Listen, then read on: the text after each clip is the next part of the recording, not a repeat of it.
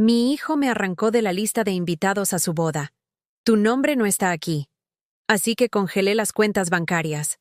Hay traiciones que te matan en vida, y esta fue la mía. Hoy yo voy a te contar algo que nunca pensé que contaría. Y si tú, por un segundo, sientes que esto parece familiar, solo pido que dejes un like y te suscribas. Va a ayudarme a continuar desahogándome. Eran las 6 de la tarde de un sábado dorado de octubre en Madrid. Yo llevaba puesto mi vestido azul marino, el mismo que había usado para graduaciones y eventos importantes durante los últimos 8 años. No era Chanel, no era de diseñador, pero era digno. Lo había planchado con cuidado esa mañana. Había lustrado mis zapatos negros de tacón bajo hasta que brillaron como espejos, y me había peinado el cabello castaño con las mismas ondas suaves que siempre me hacían sentir presentable. En mi bolso de piel marrón, un regalo que me había comprado a mí misma 5 años atrás cuando recibí un pequeño bono en el hospital, llevaba el sobre color crema que contenía mi regalo de bodas para Daniel, un cheque por 5.000 euros. Todo lo que había logrado ahorrar en los últimos 6 meses trabajando turnos dobles en el Hospital Gregorio Marañón, donde llevaba 23 años como enfermera de cuidados intensivos.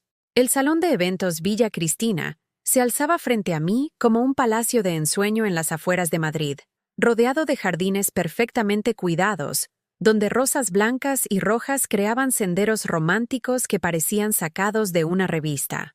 Las luces doradas ya comenzaban a encenderse, proyectando un resplandor cálido sobre la fachada de piedra que susurraba elegancia y exclusividad. Era exactamente el tipo de lugar que yo jamás habría podido costear, pero que siempre había imaginado para el día más importante en la vida de mi único hijo. Mi corazón latía con esa mezcla de nerviosismo y emoción que solo las madres conocen. Iba a ver a Daniel convertirse en esposo. Iba a abrazar a mi hijo en el día que coronaría todos sus logros, todos nuestros sacrificios. Durante las 2 horas de viaje en autobús desde mi pequeño apartamento en Carabanchel, había ensayado mentalmente las palabras que le diría cuando lo viera con su smoking. Había imaginado la sonrisa que iluminaría su rostro cuando me viera llegar.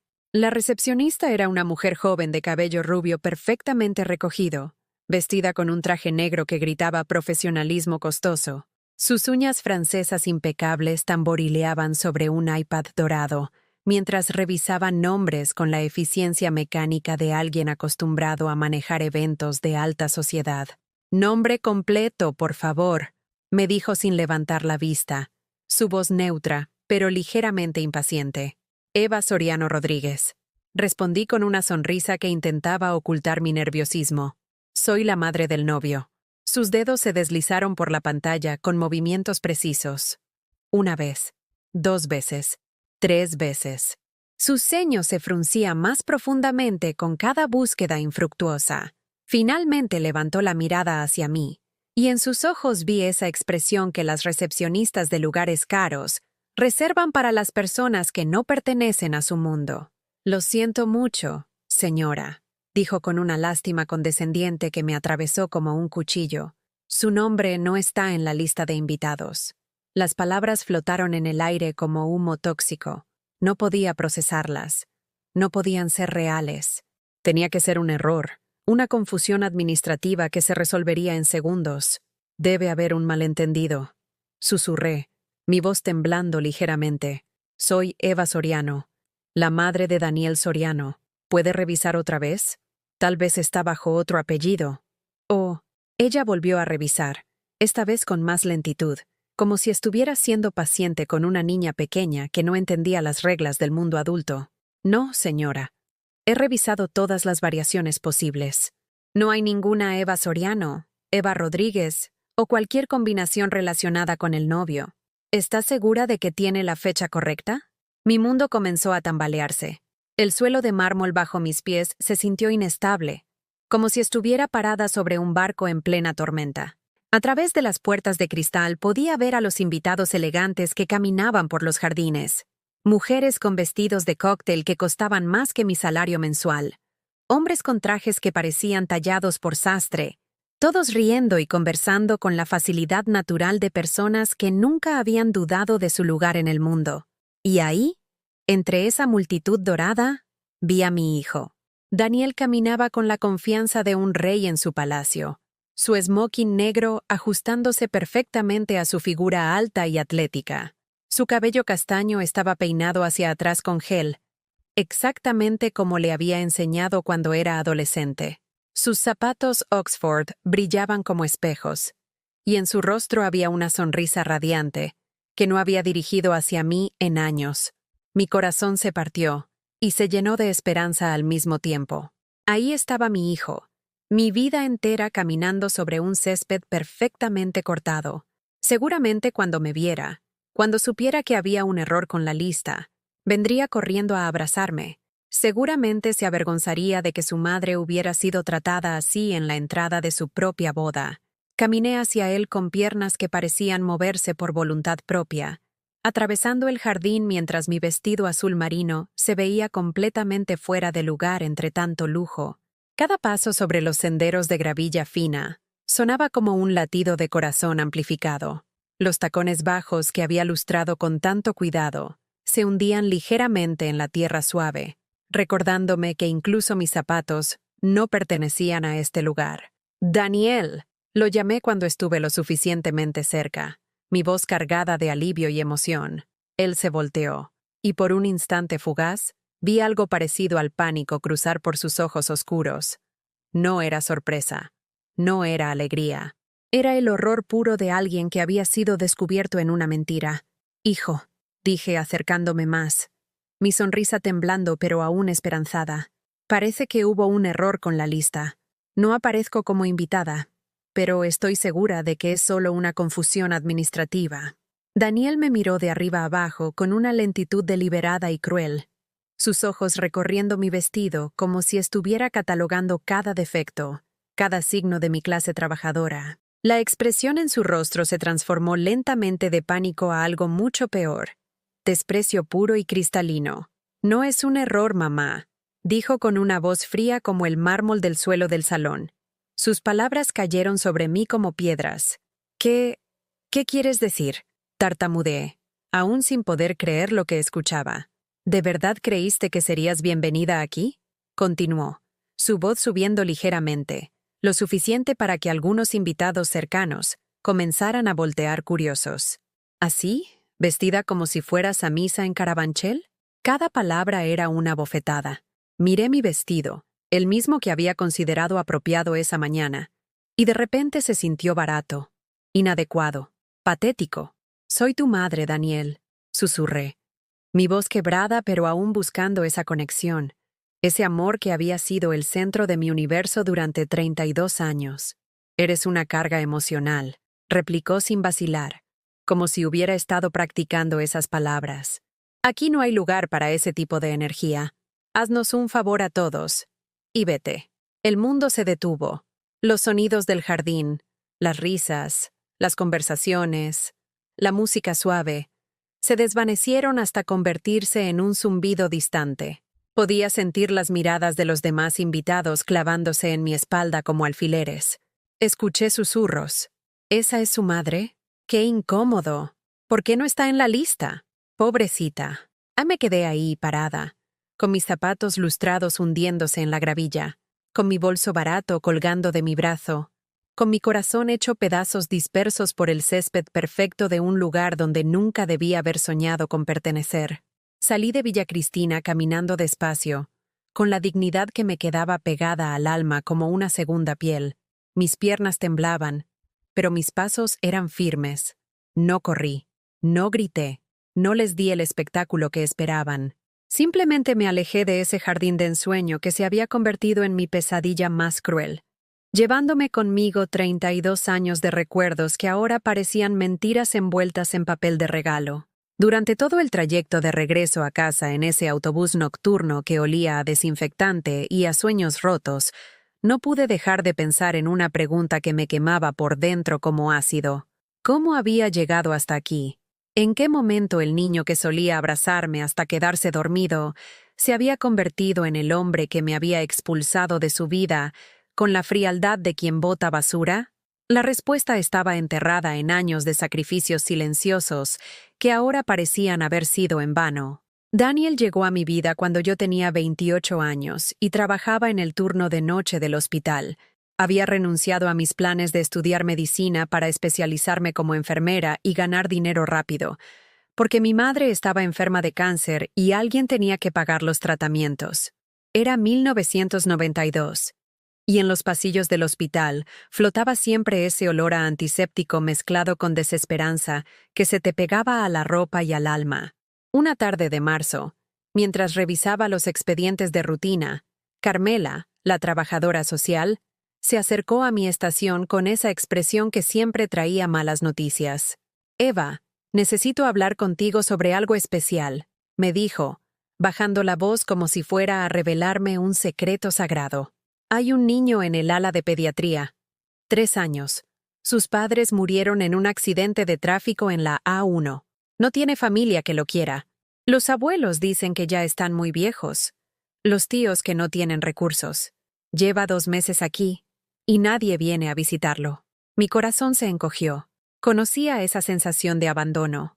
La había vivido cuando mi padre nos dejó cuando yo tenía 12 años, diciéndole a mi madre que no podía con la responsabilidad de una familia. La había sentido cada vez que mis compañeras de la escuela hablaban de sus padres mientras yo inventaba historias sobre el mío. «¿Cómo se llama?», pregunté, aunque ya sabía que iba a involucrarme más de lo prudente. «Daniel. Daniel Soriano. Es un niño precioso, Eva, pero está roto. No habla desde el accidente. Solo se sienta en esa cama pequeña, mirando por la ventana, esperando que alguien venga por él. Esa misma tarde, después de mi turno, subí al tercer piso. La habitación 307 estaba al final del pasillo, y cuando abrí la puerta, lo vi.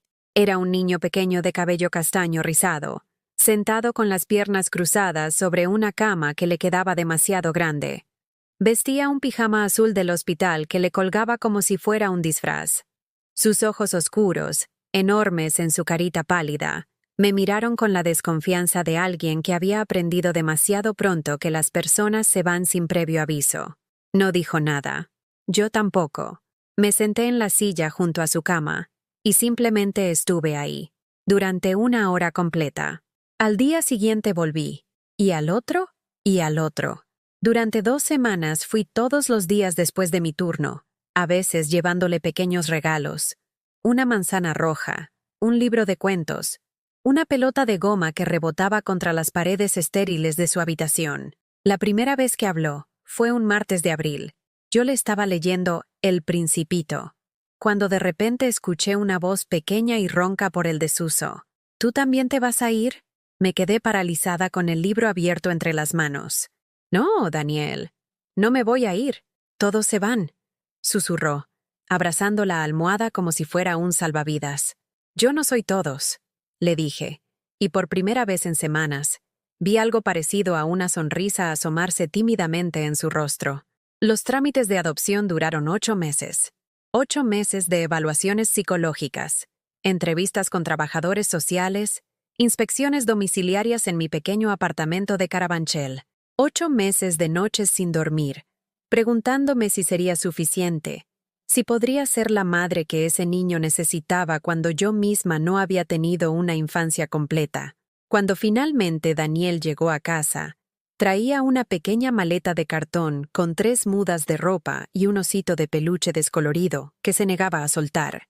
Esa primera noche, después de preparar la cena, pasta con tomate, lo único que sabía cocinar decentemente, lo encontré parado en el umbral de la que sería su habitación, mirando la cama individual que había comprado de segunda mano y las paredes que había pintado de azul claro durante los fines de semana. «¿Esta es mi cama?», preguntó con esa voz todavía cautelosa. «Es tu cama, en tu habitación, en tu casa», le respondí, arrodillándome para quedar a su altura. «¿Para siempre?». «Para siempre». Esa noche durmió con la puerta abierta. Durante los primeros 6 meses, durmió con la puerta abierta. Los años que siguieron fueron una montaña rusa de desafíos y alegrías que yo enfrentaba sola. Daniel era un niño inteligente, pero marcado por el abandono. Tenía pesadillas frecuentes, ataques de pánico cuando llegaba tarde del trabajo, periodos de mutismo cuando algo lo abrumaba. Pero también tenía una sonrisa que iluminaba habitaciones enteras y una curiosidad voraz por todo lo que lo rodeaba. Cuando cumplió 8 años, me pidió que lo ayudara con un proyecto escolar sobre árboles genealógicos. Se supone que debía incluir fotos de sus padres, abuelos, tíos. Nos sentamos en la mesa de la cocina con cartulina, marcadores y una caja de fotos viejas. Durante 1 hora, estuvimos en silencio. Finalmente, Daniel levantó la mirada y me dijo: «Mamá, ¿puedo poner solo tu foto? Tú eres mi familia completa». Esa noche lloré en silencio en mi habitación, no de tristeza, sino de una felicidad tan intensa que me dolía el pecho. Pero criar a Daniel sola significaba sacrificios constantes. Trabajaba turnos dobles para pagar su colegio privado, porque el público de nuestro barrio tenía fama de problemático. Vendí el coche que había heredado de mi madre para comprarle una bicicleta nueva cuando cumplió 10 años. Renuncié a mis vacaciones durante 5 años consecutivos para ahorrar para su campamento de verano. Cuando Daniel tenía 15 años y empezó a interesarse por la ingeniería, yo trabajaba 3 empleos. Mi turno regular en el hospital, cuidaba a una señora mayor los fines de semana y limpiaba oficinas 2 noches a la semana. Dormía 4 horas por noche. Vivía de café y bocadillos comprados en máquinas expendedoras, pero él tenía todo lo que necesitaba: libros, computadora, clases de refuerzo de matemáticas, uniformes nuevos cada año escolar. «Mamá, estás muy cansada», me decía a veces, con esa mezcla de preocupación y cariño que me derretía el corazón. «No estoy cansada, mi amor. Estoy construyendo tu futuro», le respondía, revolviéndole el cabello que todavía conservaba esos rizos rebeldes de cuando era pequeño. «Cuando sea ingeniero, te voy a comprar una casa grande, y ya no vas a tener que trabajar tanto», me prometía con la seriedad de alguien que ya estaba planificando su vida de adulto. Y yo le creía, no porque necesitara que me cuidara, sino porque esas palabras me confirmaban que todo valía la pena, que cada noche sin dormir, cada comida saltada, cada película que no fui a ver para ahorrar 10 euros, tenía sentido si al final tenía un hijo que me amaba lo suficiente como para querer devolverme los sacrificios. Durante sus años universitarios, la situación empeoró financieramente, pero mejoró emocionalmente. Daniel era cariñoso, atento. Me incluía en sus planes. Los domingos cocinábamos juntos en mi pequeña cocina. Él me contaba sobre sus clases y sus profesores. Me hablaba de las chicas que le gustaban con esa confianza que solo se tiene con alguien en quien confías completamente. «Mamá, cuando me case, quiero que estés ahí desde el primer momento», me dijo una tarde mientras pelábamos patatas para hacer tortilla española, su plato favorito desde niño. «Quiero que conozcas a mi futura esposa antes que nadie, que la apruebes, que sepas que elegí bien».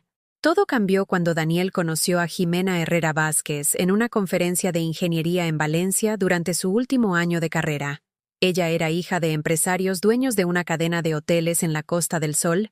Estudiaba administración de empresas en una universidad privada de élite, y tenía esa seguridad que solo da crecer rodeada de dinero y conexiones.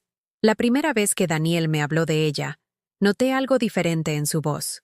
Ya no era mi hijo contándome sobre una chica que le gustaba. Era un hombre que parecía estar disculpándose por algo que aún no había hecho. «Es diferente a las chicas que he conocido antes», me dijo durante una de nuestras cenas dominicales, jugando nerviosamente con los cubiertos. «Viene de una familia muy establecida. ¿Eso es bueno o malo?», pregunté, sirviendo más tortilla en su plato como había hecho durante años. «Es bueno, mamá. Es solo que, bueno, su mundo es diferente al nuestro». Por primera vez en 28 años, Daniel había usado las palabras «su mundo» y «nuestro mundo», como si fueran planetas separados. Jimena llegó a mi vida un domingo de marzo, bajándose de un BMW blanco que brillaba tanto que parecía recién salido del concesionario. Era alta, rubia, con el tipo de belleza perfecta que se ve en las revistas de moda. Su ropa casual costaba más que mi salario de 2 semanas. Pantalones de marca, bolso de cuero genuino, zapatos que claramente no había comprado en ningún centro comercial. Desde el momento en que entró en mi pequeño apartamento, sus ojos azules recorrieron cada detalle con la precisión de un tasador, evaluando una propiedad. El sofá que había comprado de segunda mano y tapizado yo misma, la mesa de comedor que había heredado de mi abuela, las cortinas que había cosido durante las noches libres. Su sonrisa era perfecta y completamente falsa. ¡Qué acogedor!, dijo, y esa palabra sonó como una condena. Durante la comida, Jimena Barely tocó la paella que había estado preparando desde las 8 de la mañana. En cambio, se dedicó a hacer comentarios que sonaban como cumplidos, pero se clavaban como alfileres. ¿Siempre cocinas con tanto aceite de oliva? Me sorprende que Daniel haya mantenido esa figura tan atlética con esta alimentación tan tradicional. Daniel rió. No la corrigió. No me defendió. Solo rió como si fuera gracioso que alguien criticara la comida que yo había preparado con amor para recibirla. Mi madre es una cocinera increíble, dijo finalmente, pero su voz sonaba automática, como si hubiera ensayado esa respuesta. Hace la mejor tortilla española de Madrid. Claro, claro, respondió Jimena, tomando un sorbo minúsculo de agua. Debe ser muy nostálgico para ti, aunque cuando vivamos juntos, probablemente contratemos un chef. Yo no sé cocinar, y honestamente, con nuestros horarios profesionales, será más práctico. Cuando vivamos juntos. Nuestros horarios profesionales. Contratemos un chef. Cada frase era una declaración de intenciones que me excluía completamente.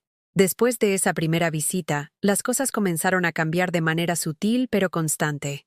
Daniel seguía viniendo los domingos, pero ahora llegaba tarde, se iba temprano, y parecía estar mentalmente en otro lugar. Sus abrazos se volvieron mecánicos, sus conversaciones superficiales. Cuando le preguntaba sobre sus planes, sus respuestas eran vagas. Jimena y yo estamos viendo departamentos en Salamanca, me dijo un día, como quien comenta el clima. Salamanca, el barrio más caro de Madrid, un mundo completamente diferente al nuestro Carabanchel. ¿Y cuándo puedo conocer mejor a Jimena?, pregunté, tratando de mantener la conversación ligera. Podríamos ir juntas a tomar café, o tal vez podrían venir a cenar entre semana. Daniel evitó mi mirada. Mamá, Jimena tiene una agenda muy complicada. Su familia tiene muchos compromisos sociales, y ella está muy involucrada en eso. No es que no quiera, es solo que es difícil coordinar. Traducción. Tu mundo y el de ella no son compatibles. Los domingos se volvieron quincenales, luego mensuales. Las llamadas telefónicas se redujeron a mensajes de texto cortos y políticamente correctos. Hola, mamá, ¿todo bien? ¿Muchos proyectos? Te hablo pronto. Pronto nunca llegaba. El día que Daniel me anunció su compromiso, lo hizo por teléfono. Mamá, tengo noticias importantes, dijo, y por un segundo mi corazón se llenó de esperanza, pensando que tal vez me invitaría a celebrar. ¡Qué maravilloso!, exclamé, ya imaginándome ayudando con los preparativos, yendo de compras para el vestido, participando en esas tradiciones femeninas que siempre había imaginado que compartiríamos. ¿Sí?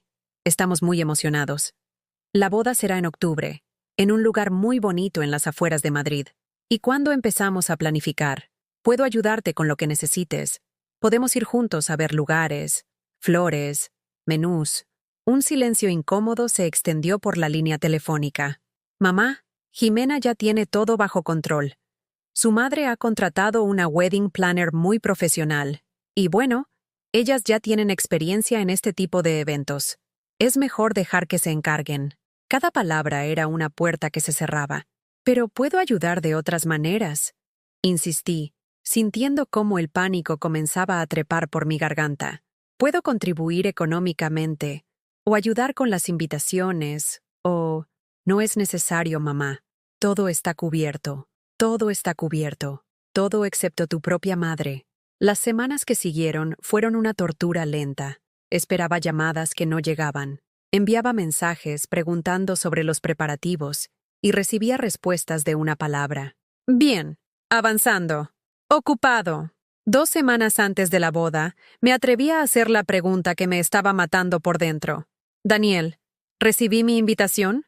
Porque no me ha llegado nada por correo, y quiero asegurarme de que tienes mi dirección correcta. Otra pausa larga. Muy larga. Claro, mamá. La invitación debe estar llegando pronto, pero nunca llegó. Y en el fondo de mi corazón, Creo que ya sabía que nunca llegaría. La noche antes de la boda, que no sabía si podía atender, me senté en mi pequeña cocina con una taza de té que se enfrió sin que la tocara, mirando el teléfono y esperando una llamada, un mensaje, cualquier señal de que mi hijo me necesitaba a su lado en el día más importante de su vida. En su lugar, lo que recibí fue un mensaje de texto a las 11 de la noche. Mamá, mañana va a ser un día muy importante. Espero que entiendas. ¿Entender qué?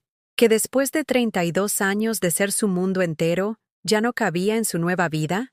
¿Que todos los sacrificios, todos los turnos dobles, todas las noches sin dormir para pagar su educación, se habían convertido en una fuente de vergüenza? Esa noche no dormí.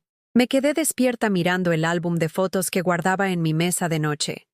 Daniel a los 3 años, el día que llegó a casa. Daniel en su primera comunión, con el traje que me había costado 3 meses de ahorros. Daniel en su graduación universitaria, abrazándome y susurrándome al oído. Lo logramos, mamá.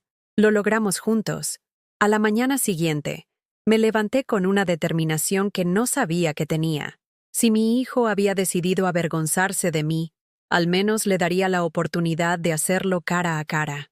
Me puse mi mejor vestido, lustré mis zapatos hasta que brillaron como espejos, y tomé ese autobús hacia Villa Cristina, con la esperanza de que todo fuera un malentendido terrible que se resolvería con una disculpa y un abrazo, pero la realidad fue mucho peor que cualquier pesadilla que hubiera podido imaginar.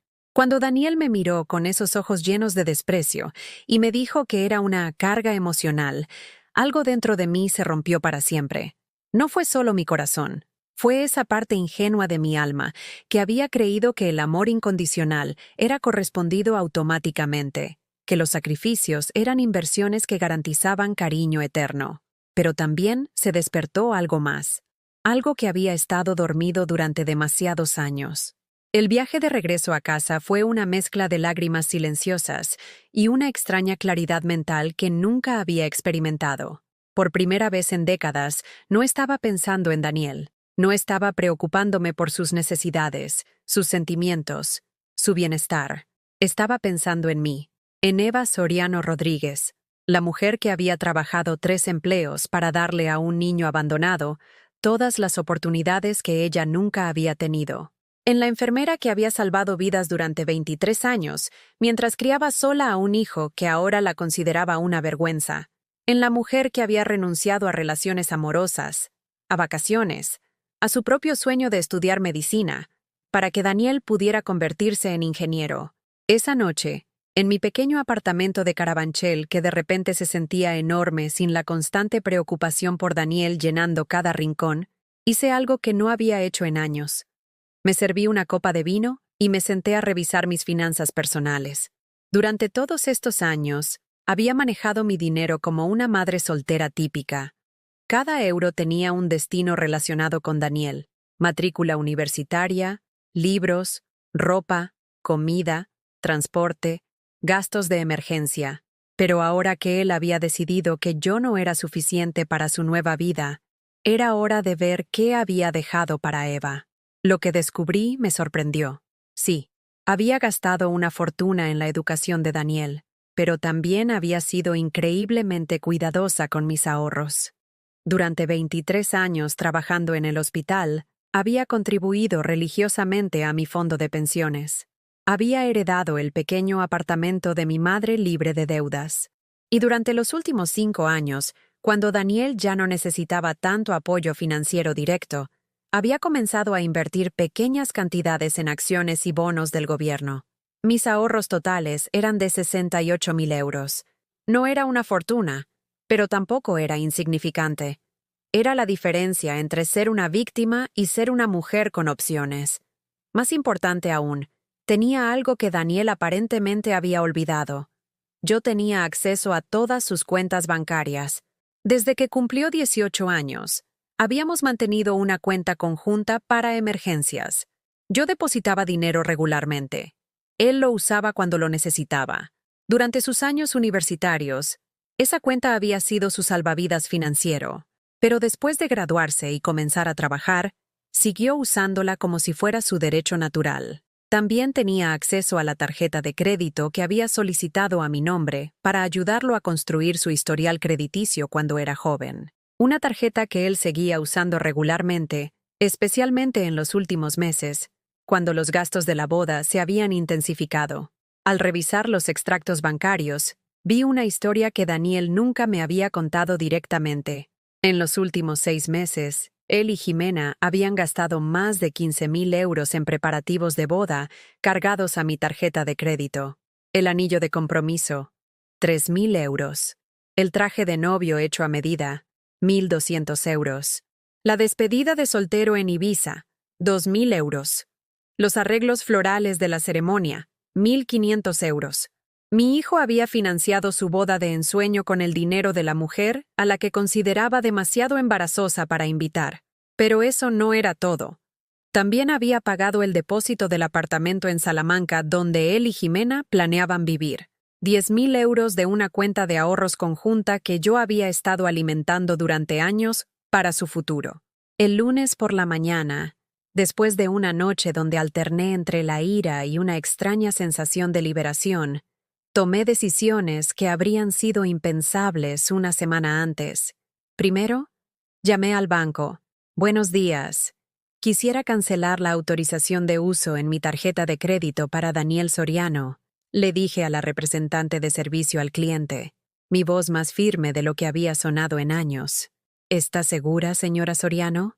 Esta es una decisión permanente, completamente segura. Luego, retiré mi parte de todas las cuentas conjuntas. Legalmente, tenía derecho a la mitad de todo lo que habíamos ahorrado juntos. En total, recuperé 22,000 euros que habían estado destinados al futuro de Daniel, pero que ahora serían el presente de Eva. El martes, llamé a mi supervisora en el hospital. Carmen, necesito hablar contigo sobre mi horario. ¿Qué pasa, Eva? ¿Todo bien? Todo perfecto. Quiero renunciar a mis turnos extra. Solo quiero trabajar mi horario regular de aquí en adelante. Carmen se quedó en silencio por un momento. Durante años, yo había sido la enfermera a la que siempre podían llamar para cubrir emergencias, trabajar fines de semana, quedarse horas extra cuando había personal insuficiente. ¿Estás segura? Vas a perder bastantes ingresos extras. Estoy segura. Ya no los necesito. Por primera vez en 23 años, iba a trabajar solo 40 horas semanales en lugar de 60. El miércoles, Daniel llamó. Mamá, hay un problema con mi tarjeta de crédito. Me la rechazaron cuando intenté pagar el catering para la recepción de la luna de miel.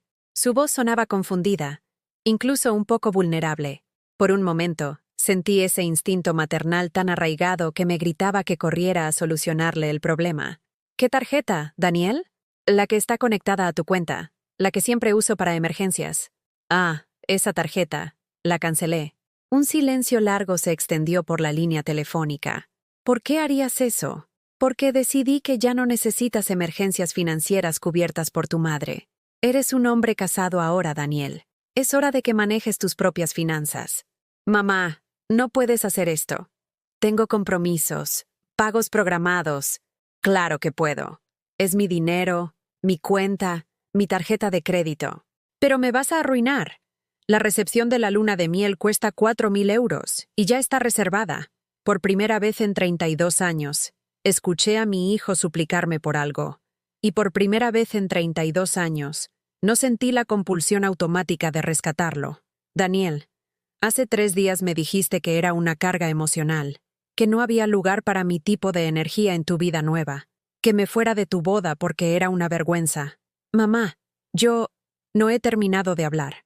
Durante 32 años, he sido tu red de seguridad financiera y emocional. He sacrificado mi propia vida para asegurarme de que tuvieras todo lo que necesitabas. Y tú decidiste que eso no valía ni siquiera una invitación a tu boda. Mamá, puedo explicarte. No necesito explicaciones, Daniel. Necesito que entiendas algo. Si soy demasiado embarazosa para estar en tu boda, entonces también soy demasiado embarazosa para financiar tu estilo de vida. Durante los siguientes 3 días, mi teléfono sonó constantemente. Daniel me llamaba cada pocas horas. alternando entre súplicas desesperadas y ataques de ira que revelaban un lado de él que nunca había visto tan claramente. «Mamá, por favor, tienes que entender la situación en la que me has puesto», me decía en una llamada, su voz cargada de una desesperación que casi me hizo ceder por instinto maternal. Pero esta vez, respiré profundo y me mantuve firme. ¿La situación en la que te puse, Daniel? ¿La situación de tener que pagar tus propias cuentas como un adulto de 30 años? No es justo. No puedes cortarme el dinero de la noche a la mañana. No es justo, repetí, sintiendo cómo la indignación crecía en mi pecho como lava hirviendo. ¿Sabes lo que no es justo, Daniel? Trabajar 3 empleos durante 5 años para pagar tu universidad privada. Vender el coche de mi madre para comprarte una computadora nueva. Renunciar a vacaciones durante 1 década para que tú pudieras ir de intercambio a Londres. Y después de todo eso, ser tratada como basura en la puerta de tu boda. Mamá, yo nunca te pedí que hicieras esos sacrificios. Sus palabras me golpearon como una bofetada. Durante unos segundos, me quedé sin aire. Tienes razón, dije finalmente, mi voz sorprendentemente calmada. Nunca me lo pediste. Lo hice porque te amaba. Pero ahora entiendo que para ti, mi amor era solo conveniencia financiera. Colgué y apagué el teléfono. Esa tarde, mientras caminaba por el parque de Roma en Carabanchel, algo que no había hecho en años porque siempre estaba trabajando o preocupándome por Daniel, me di cuenta de que no recordaba la última vez que había hecho algo solo por mí. No podía recordar cuándo había ido al cine sola, o había leído un libro que no fuera durante los 5 minutos antes de quedarme dormida de agotamiento. Durante 32 años, había vivido en función de otra persona, y esa persona acababa de dejarme muy claro que yo no tenía lugar en su vida. El jueves por la tarde, cuando llegué a casa después de mi turno regular de 8 horas, qué extraño era salir del hospital a las 6 de la tarde como una persona normal. Encontré a Jimena esperándome en la entrada de mi edificio. Estaba recargada contra su BMW blanco, vestida con un abrigo de cachemira que probablemente costaba más que mi salario de 3 meses. Cuando me vio llegar, se enderezó con esa postura de modelo que había perfeccionado durante años de vivir en el mundo de la alta sociedad. «Eva», me dijo, forzando una sonrisa que no llegaba a sus ojos azules. «Necesitamos hablar. No creo que tengamos nada de qué hablar, Jimena. Por favor, solo 5 minutos. Daniel está desesperado. Y yo, bueno, creo que hay un malentendido que podemos resolver». Algo en su tono me hizo curiosa. No era la arrogancia habitual. Había una nota de pánico muy sutil, pero detectable. 5 minutos, dije, y la guié hasta el pequeño café de la esquina donde había desayunado durante años antes de ir al hospital. Nos sentamos en una mesa junto a la ventana. Jimena miraba el lugar como si fuera la primera vez que entraba a un establecimiento que no tenía manteles de lino y sommeliers. «Eva, creo que las cosas se salieron de control el día de la boda», comenzó, jugando nerviosamente con su anillo de compromiso de 3.000 euros que yo había pagado sin saberlo. «¿Se salieron de control?», repetí. «Jimena, tu futuro esposo me dijo que era una carga emocional y me pidió que me fuera de su boda. ¿Eso es lo que tú llamas salirse de control?». Él estaba nervioso. Las bodas ponen a todo el mundo bajo mucha presión. Tú sabes cómo son los hombres cuando están estresados. «No, no lo sé. Mi hijo nunca había sido cruel conmigo antes de conocerte». Sus mejillas se enrojecieron ligeramente, pero mantuvo su compostura. «Mira, Eva, Daniel me contó lo que pasó con las tarjetas de crédito y las cuentas. Creo que estás actuando por dolor, y lo entiendo. Pero tienes que pensar en las consecuencias a largo plazo». «¿Las consecuencias para quién, Jimena?». «Para tu relación con tu hijo. Si sigues con esto, podrías perderlo para siempre». Me recosté en mi silla y la estudié. Por primera vez, pude ver más allá de su belleza perfecta y su ropa de diseñador. Vi a una mujer joven que estaba descubriendo que el hombre con el que se había casado no tenía los recursos financieros que ella había asumido. Vi pánico mal disimulado detrás de esa máscara de superioridad. «Jimena, déjame preguntarte algo. ¿Tú sabías que Daniel había estado usando mi dinero para financiar sus gastos de boda?». «Bueno, él mencionó que tenía una cuenta conjunta contigo, pero pensé que era algo normal entre madres e hijos». ¿Y sabías que yo no estaba oficialmente invitada a la boda? Un silencio incómodo se extendió entre nosotras. Jimena bajó la mirada a su taza de café intacta. Yo asumí que habías decidido no ir. Daniel dijo que eras muy tímida para ese tipo de eventos. Daniel mintió. Yo nunca recibí una invitación porque él decidió que yo no encajaba en su nueva imagen. Eva, estoy segura de que fue un malentendido. ¿Un malentendido? Jimena, déjame ser muy clara contigo. Durante 32 años he sido la única familia de Daniel. Lo adopté cuando tenía 3 años y nadie más lo quería. He trabajado hasta el agotamiento para darle todo lo que necesitaba. Y él decidió que todo eso no valía ni siquiera un lugar en su día más importante. Jimena se retorció en su silla, claramente incómoda con la intensidad emocional de la conversación. Pero ahora él se da cuenta de su error. Está arrepentido. Quiere arreglar las cosas contigo. ¿Ah, sí? ¿Y cuándo exactamente se dio cuenta de su error? ¿Antes o después de que le cortara el acceso a mi dinero? Sus mejillas se pusieron completamente rojas. Habíamos llegado al meollo del asunto. Eva, sé que estás dolida, pero tienes que entender que Daniel y yo tenemos compromisos financieros. El apartamento en Salamanca, los pagos del coche, la luna de miel que ya está reservada. Compromisos que adquirieron asumiendo que siempre tendrían acceso a mi dinero.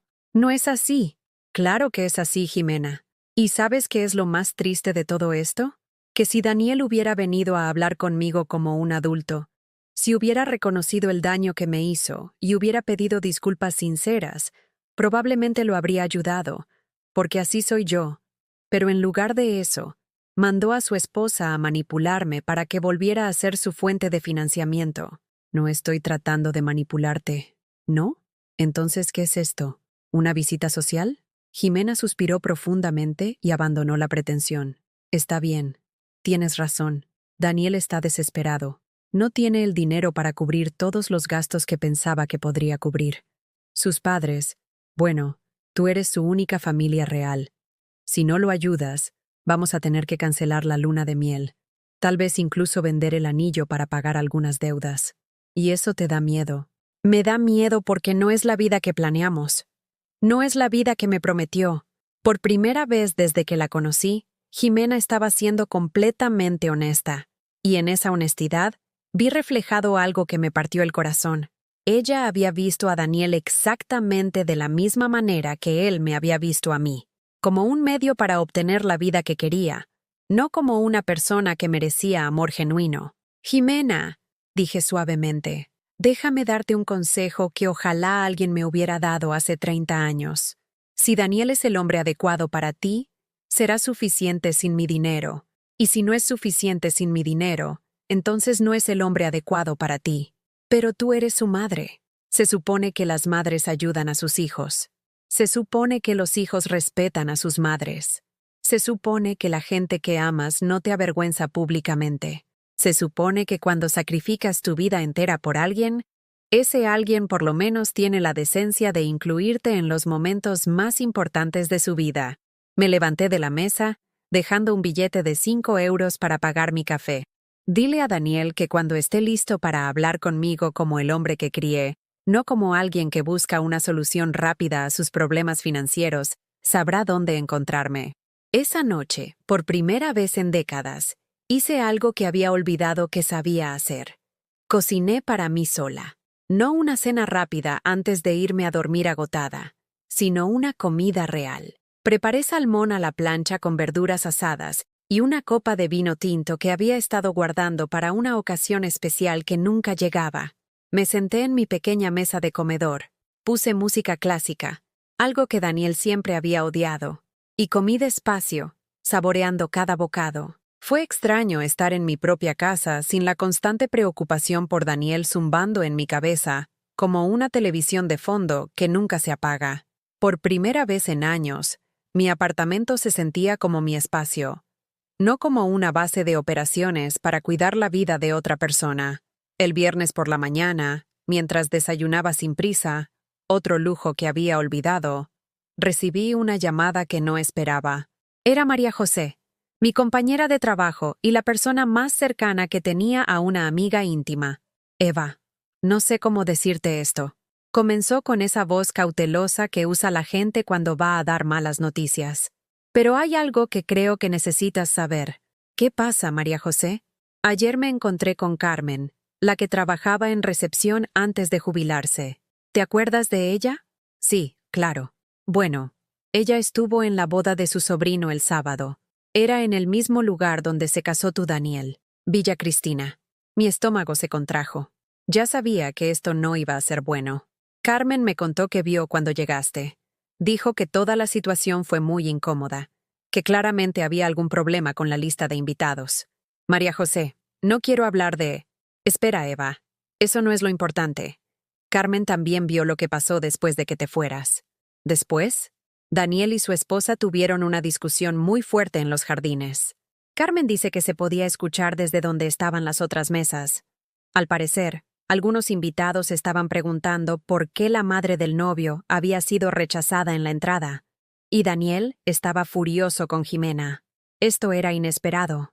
Durante toda la semana, había asumido que Daniel y Jimena habían estado completamente unidos en su decisión de excluirme. ¿Qué más dijo Carmen? Que Daniel le gritó a Jimena que se suponía que tú no ibas a venir, que ella le había prometido que se había encargado de eso, y que Jimena le gritó de vuelta que ella había pensado que él se había encargado de manejar a su madre. Carmen dijo que fue muy feo, Eva, que varios invitados se fueron antes del postre porque toda la situación era muy incómoda. Colgué el teléfono sintiéndome más confundida que enojada. Toda la semana, había estado operando bajo la asunción de que Daniel había orquestado deliberadamente mi humillación pública. Pero si María José tenía razón, tal vez la situación era más complicada de lo que había pensado. O tal vez era exactamente lo que parecía. Dos personas que habían estado tan ocupadas planificando su vida perfecta, que habían decidido que era más fácil esperar que yo simplemente no apareciera, en lugar de tener la conversación difícil sobre por qué no me querían ahí. Cualquiera que fuera la verdad, el resultado había sido el mismo, la humillación más profunda de mi vida. El sábado por la mañana, exactamente una semana después de la boda, Daniel apareció en mi puerta. No había llamado antes. No había enviado un mensaje. Simplemente estaba ahí cuando abrí la puerta para recoger el periódico, vestido con jeans y una camiseta, sin afeitar, con ojeras que sugerían que había dormido tan poco como yo durante esa semana. «¿Mamá?», dijo, y su voz sonaba quebrada de una manera que no había escuchado desde que era niño. Durante 30 años, esa voz rota había sido mi kriptonita. El sonido que me hacía dejar todo y correr a arreglar cualquier problema que estuviera enfrentando. Pero esta vez, me quedé parada en el umbral de mi puerta, esperando. ¿Puedo entrar? Por favor. Lo dejé pasar, pero no lo abracé. No le ofrecí café. No me senté en el sofá como siempre hacíamos. Me quedé parada en medio de la sala, con los brazos cruzados, esperando que dijera lo que había venido a decir. «Mamá, sé que la cagué». Esa es una manera muy suave de describir lo que hiciste, Daniel. Tienes razón. Fue mucho peor que eso. No hay excusa para lo que te hice, para cómo te traté. ¿Cuál parte específicamente? ¿La parte donde no me invitaste a tu boda? ¿O la parte donde me dijiste que era una carga emocional cuando aparecí de todas maneras? Daniel se pasó las manos por el cabello. Un gesto nervioso que había tenido desde niño. Toda, mamá. Todo fue horrible. Pero necesitas saber que no fue planeado así. ¿Ah, no? Jimena y yo habíamos estado hablando durante meses sobre cómo manejar la situación contigo. ¿La situación conmigo? No. Eso sonó mal. Lo que quiero decir es que, mamá, su familia es muy diferente a nosotros. Su madre es muy formal, muy preocupada por las apariencias. Y cuando empezamos a planear la boda, ella siguió haciendo comentarios sobre mí, sobre nuestro trasfondo, sobre el hecho de que vienes de Carabanchel, que trabajas como enfermera, que no tienes, el mismo tipo de educación o experiencias que ellos. Cada palabra era como recibir una puñalada lenta y deliberada. Así que decidiste que era más fácil simplemente no invitarme. No, no fue así. Al principio, Jimena sugirió que tal vez sería mejor tener una ceremonia pequeña, solo familia inmediata. Pero su familia no es pequeña, mamá. Tienen primos y tíos y conexiones de negocios que tenían que estar ahí. Y de alguna manera, cada vez que hablábamos de la lista, tu nombre se perdía en la conversación. Se perdía. Yo seguía diciéndome que te iba a llamar, que íbamos a hablar sobre cómo incluirte de una manera que funcionara para todos. Pero el tiempo pasaba, y se volvía más difícil explicar por qué no te había llamado antes. Y decidiste que era más fácil lastimar mis sentimientos que enfrentar la desaprobación de tu nueva familia política. Daniel se desplomó en mi sofá, con la cabeza entre las manos. Cuando te vi ahí parada en los jardines, me entró el pánico, porque sabía que había metido todo mal, y sabía que te iba a doler, y no sabía cómo arreglarlo en ese momento, frente a todos esos invitados. Así que decidiste lastimarme aún más. Sí, y fue lo más estúpido que he hecho en mi vida. Mamá, he estado despierto toda la semana pensando en esa expresión en tu cara cuando te dije esas cosas horribles. No puedo quitarme esa imagen de la cabeza. Bien, espero que no puedas. Jimena y yo hemos estado peleando toda la semana. Ella dice que esto es culpa tuya por haber aparecido sin invitación, pero yo sé que es culpa mía, por haber sido un cobarde, por haber permitido que las opiniones de otras personas fueran más importantes que respetar a la mujer que me crió. ¿Y qué quieres de mí ahora, Daniel? Quiero que me perdones. Quiero que volvamos a ser familia. Quiero arreglar esto. ¿Y las tarjetas de crédito? ¿Las cuentas conjuntas? Se removió incómodamente. Mamá, sé que estás enojada, y tienes derecho a estarlo, pero cortar el acceso al dinero, eso nos ha puesto en una situación muy difícil. Y ahí estaba, el verdadero motivo de su visita. Daniel, déjame preguntarte algo. Si yo hubiera sido millonaria, ¿me habrías tratado de la misma manera en tu boda? Por supuesto que no. ¿Por qué no? Porque se detuvo, finalmente entendiendo la trampa en la que había caído. Porque si fueras millonaria, Jimena y su familia no se habrían avergonzado de ti. Exactamente. Así que tu disculpa no es por cómo me trataste. Es porque ahora necesitas mi dinero y te das cuenta de que no puedes tenerlo sin fingir que me respetas. No, mamá. Sí me arrepiento de verdad. Sí quiero arreglar las cosas. Pero también es cierto que necesito tu ayuda.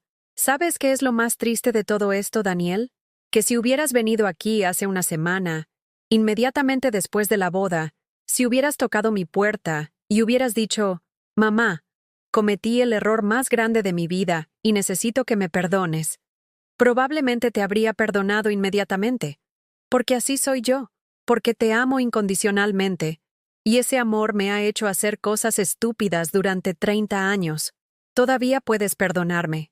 No es demasiado tarde. Daniel se quedó en silencio durante un largo momento, procesando mis palabras. Pude ver el momento exacto en que se dio cuenta de que su estrategia no iba a funcionar, cuando la máscara de arrepentimiento se deslizó ligeramente y reveló la frustración que había debajo. Mamá, eso no es justo. Claro que extraño a mi madre, pero también es cierto que tengo responsabilidades financieras que no puedo ignorar. ¿Responsabilidades que adquiriste asumiendo que siempre tendrías acceso a mi dinero? No fue así. Daniel, para. Deja de mentir. A mí y a ti mismo. Durante los últimos 6 meses, has gastado más de 15,000 euros de mi dinero sin preguntarme. Anillo de compromiso, traje, despedida de soltero, arreglos florales, todo cargado a mi tarjeta de crédito. ¿Pensaste que no me iba a dar cuenta? Sus ojos se agrandaron. Claramente no esperaba que hubiera revisado los extractos bancarios. Iba a pagarte todo eso. ¿Cuándo? ¿Con qué dinero? Daniel, ganas 40,000 euros al año. Jimena no trabaja. ¿De dónde ibas a sacar 15,000 euros para pagarme? Íbamos a hacer pagos mensuales. ¿Durante cuántos años? Y mientras tanto, ¿qué? ¿Yo tenía que seguir financiando su estilo de vida para que pudieran permitirse pagarme lentamente? Daniel se levantó del sofá y empezó a caminar nerviosamente por mi pequeña sala. Mamá, sé que cometí errores, grandes errores, pero seguimos siendo familia. No puedes simplemente borrarme de tu vida. No te estoy borrando de mi vida, Daniel. Te estoy enseñando lo que significa ser un adulto independiente, algo que debería haber hecho hace años. Pero me vas a arruinar financieramente. Te vas a arruinar tú mismo financieramente si sigues viviendo más allá de tus posibilidades. Se detuvo frente a mí, y por un momento vi un destello del niño que había sido, vulnerable y asustado. Mamá, por favor, no puedo perder el apartamento. Jimena va a... No sé qué va a hacer si tenemos que mudarnos de vuelta a algo más pequeño. ¿Va a dejarte? No lo sé. Tal vez. Su familia ya está diciendo que cometió un error al casarse conmigo. Y ahí estaba la verdad que había estado evitando toda la semana. Daniel no estaba desesperado por recuperar a su madre. Estaba desesperado por salvaguardar su matrimonio con una mujer que aparentemente lo amaba condicionalmente, basándose en su capacidad de proporcionarle un determinado estilo de vida. Daniel, dije suavemente, si Jimena te va a dejar porque no puedes mantener un apartamento de lujo en Salamanca, entonces no es la mujer adecuada para ti. Tú no la conoces realmente. Tienes razón. No la conozco, porque en 2 años de relación, nunca me diste la oportunidad de conocerla realmente. Cada vez que sugerí que pasáramos tiempo juntas, tú encontrabas una excusa. Cada vez que los invité a comer, tú tenías otros planes. Era complicado. Era vergonzoso. Para ti. Yo era vergonzosa para tu nueva vida. Daniel se dejó caer de nuevo en el sofá, esta vez con las manos cubriendo su rostro. Tienes razón, susurró finalmente. Y odio que tengas razón. Porque significa que soy exactamente la clase de persona que nunca quise ser. Por primera vez desde que había llegado, sentí una pizca de compasión genuina por él. Daniel, todavía puedes elegir qué clase de persona quieres ser, pero no puedes hacerlo si sigues esperando que yo resuelva las consecuencias de tus decisiones. Entonces, ¿esto es todo? ¿Ya no soy tu hijo? Siempre vas a ser mi hijo, pero ya no vas a ser mi responsabilidad financiera. Ya no voy a ser la persona que sacrifica su propia vida para hacer la tuya más fácil. Se quedó callado por varios minutos. Pude ver que estaba luchando internamente, tratando de procesar un futuro donde tendría que enfrentar sus problemas sin tener a su madre como red de seguridad automática. ¿Y si Jimena y yo nos divorciamos?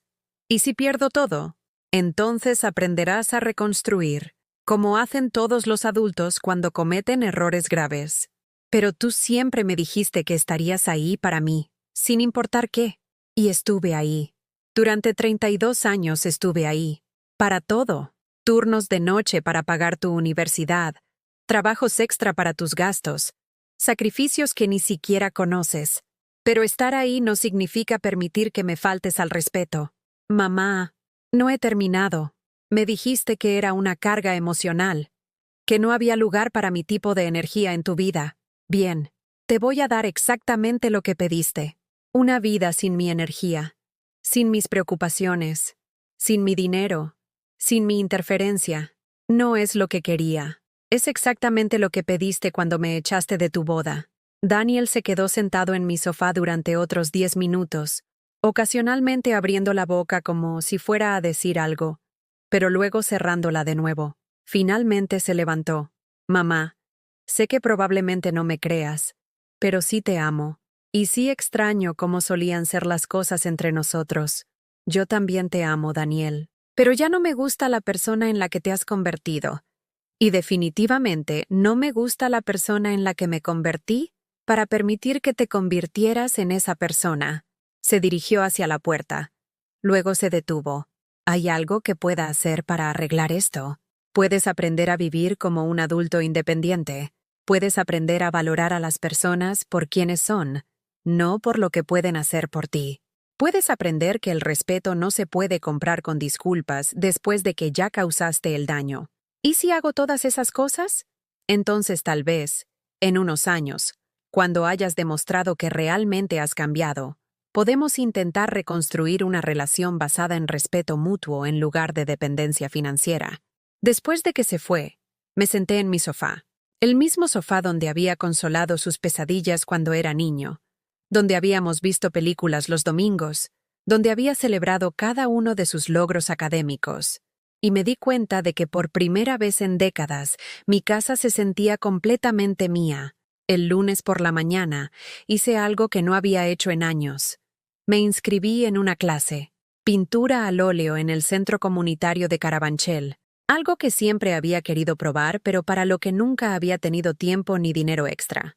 El martes, hice una cita con un asesor financiero para hablar sobre invertir los ahorros que ya no estaría gastando en subsidiar la vida de Daniel. El miércoles, llamé a María José y la invité a cenar en un restaurante nice. No elegante, pero nice, para celebrar que por primera vez en mi vida adulta tenía dinero para gastar en mí misma. El jueves por la noche, mientras preparaba la cena escuchando música que me gustaba a mí, sonó mi teléfono. Era un número que no reconocía. Señora Soriano, habla la doctora García, del Hospital Clínico San Carlos. Estoy llamando porque Daniel Soriano me dio su número como contacto de emergencia. Mi corazón se detuvo.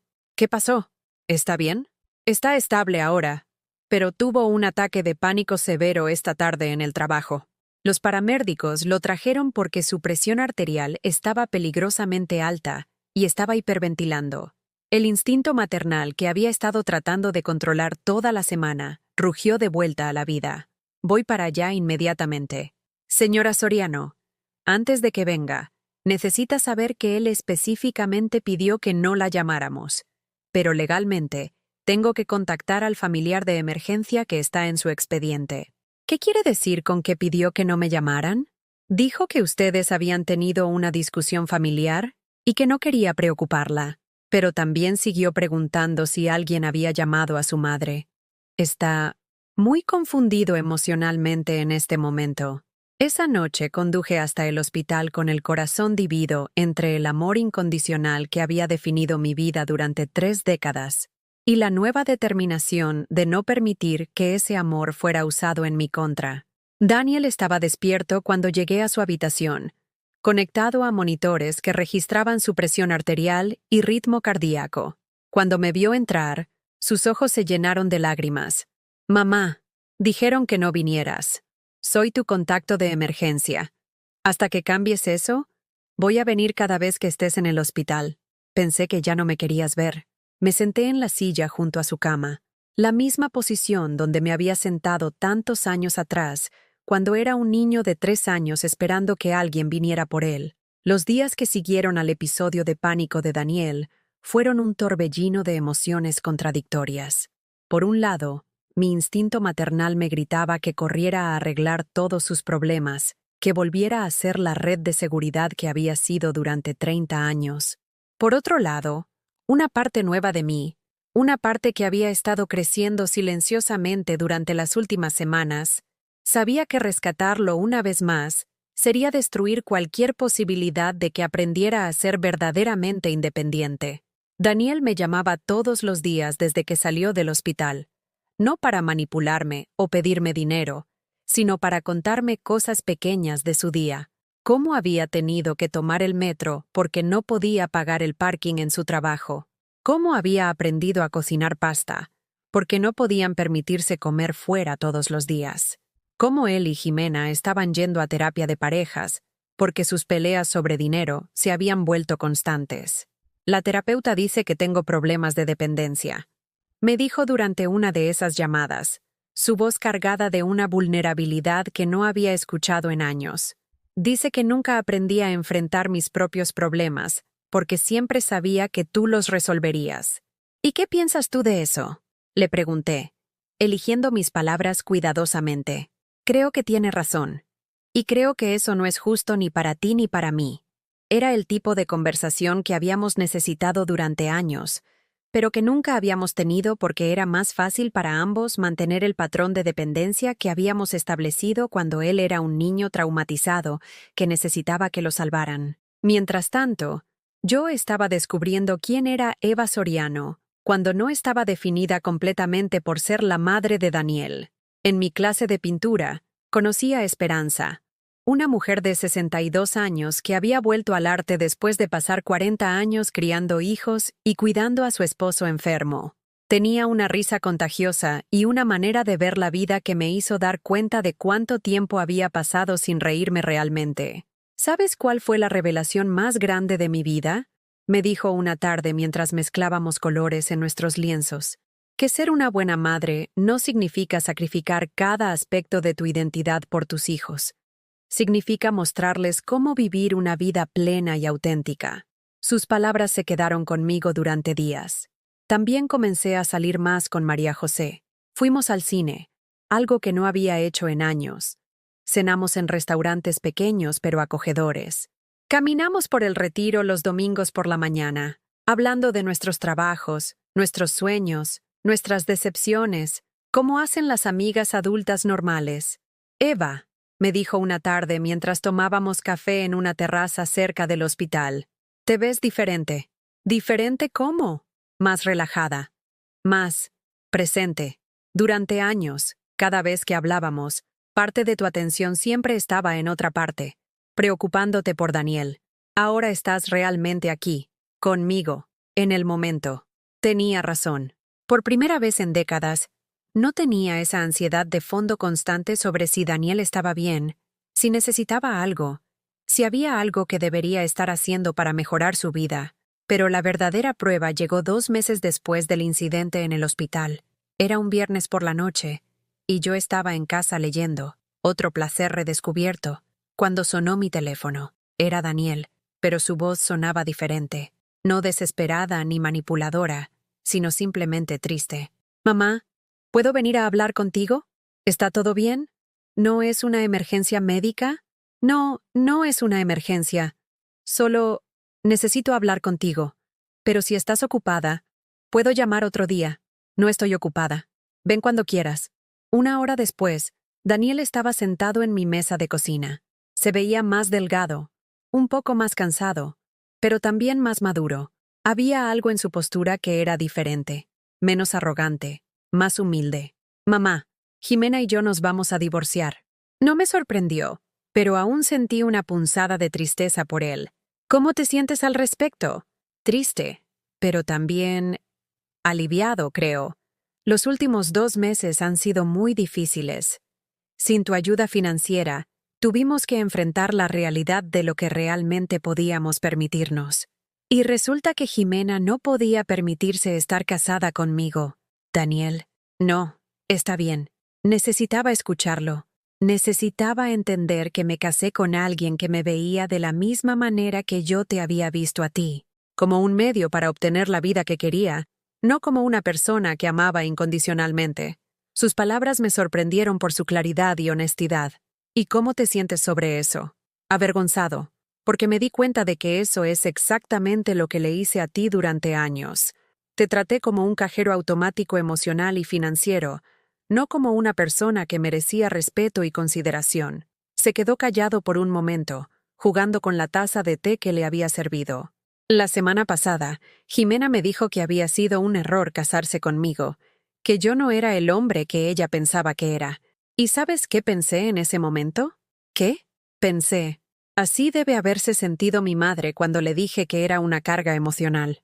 Me quedé sin palabras. Durante 2 meses había estado esperando que Daniel llegara a esta comprensión por sí mismo, pero escucharlo expresado tan claramente aún me tomó por sorpresa. Daniel, mamá, no vine aquí para pedirte que me perdones, o para pedirte dinero, o para pedirte que arregles mi matrimonio. Vine para decirte algo que debería haber dicho hace mucho tiempo. ¿Qué? Gracias. Gracias por adoptarme cuando nadie más me quería. Gracias por trabajar 3 empleos para que yo pudiera tener oportunidades que tú nunca tuviste. Gracias por sacrificar tus propios sueños para que yo pudiera perseguir los míos. Y gracias por finalmente decir no cuando lo necesitaba, aunque yo no me diera cuenta de que lo necesitaba. Las lágrimas que había estado conteniendo durante meses finalmente comenzaron a fluir. Y también quiero pedirte disculpas, continuó. No las disculpas que esperan algo a cambio, sino las disculpas que reconocen que te hice daño de maneras que no puedo deshacer. Te fallé como hijo, te fallé como ser humano, y lo siento más de lo que las palabras pueden expresar. Daniel, déjame terminar, por favor. También quiero que sepas que estoy bien, que voy a estar bien. Encontré un apartamento más pequeño en Vallecas. Es básico, pero es lo que puedo permitirme con mi salario real. Aprendí a cocinar más que pasta. Estoy pagando mis propias cuentas, todas, por primera vez en mi vida adulta. ¿Y cómo se siente eso? Una pequeña sonrisa apareció en su rostro. Aterrador. pero también liberador, creo. Por primera vez en mi vida, sé que todo lo que tengo es mío porque lo gané. Nadie puede quitármelo porque decidió que no merezco su ayuda. Nos quedamos sentados en silencio durante varios minutos. Finalmente, Daniel habló de nuevo.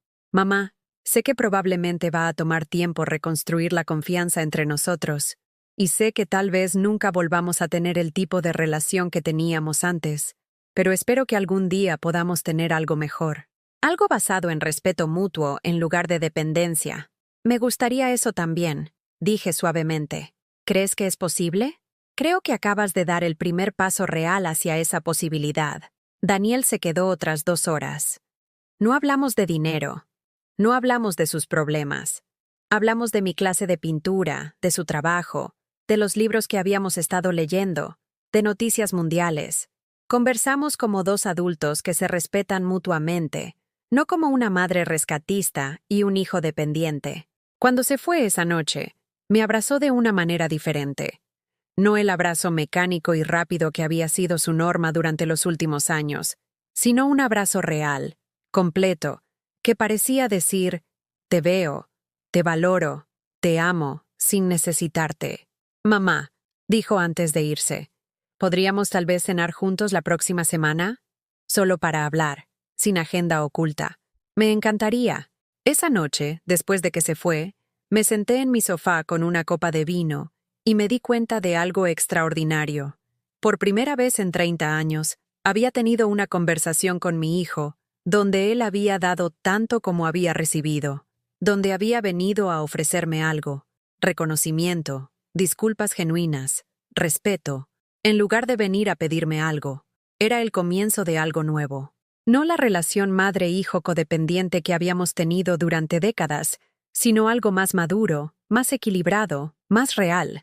Y por primera vez desde aquella humillación terrible en Villa Cristina, pensé que tal vez, eventualmente, podríamos construir algo hermoso de las ruinas de lo que había sido.